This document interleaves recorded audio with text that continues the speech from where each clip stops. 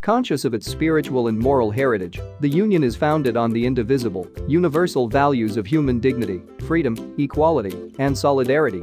It is based on the principles of democracy and the rule of law.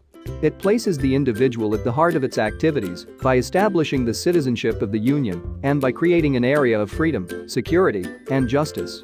When it comes to time travel, parallel universes, and magic, nothing really makes sense, which is why the ending of Spider-Man: No Way Home can be somewhat confusing. It somehow managed to mix all three of these dizzying plot elements together. In order to prevent a previously botched spell from summoning every person in the multiverse who knows that Peter Parker, Tom Holland, is Spider-Man, Doctor Strange, Benedict Cumberbatch, casts another spell that makes everyone in the multiverse forget that MCU Peter Parker ever existed.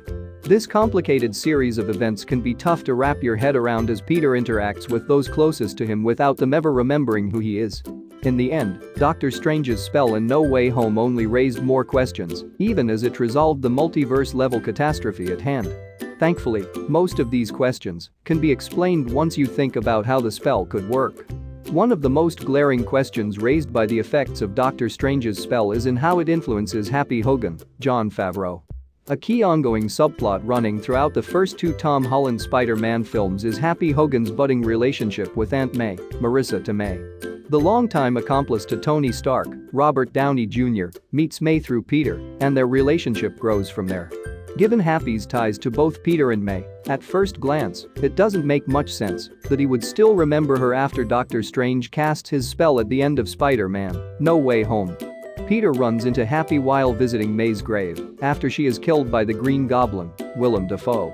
He doesn't recognize Peter, but he does briefly explain that he met May through Spider-Man. Since Spider-Man still exists as a separate entity from Peter in everyone's minds, Happy would still have memories of working with a young superhero on Avengers missions. However, any inkling that that young superhero is the man he's talking to at the graveside is gone. This fact is also hammered home in J. Jonah Jameson's J.K. Simmons' final rant, in which he explicitly asks for the now unknown Spider-Man to reveal his true identity. Thanks for watching. Don't forget to subscribe our channel.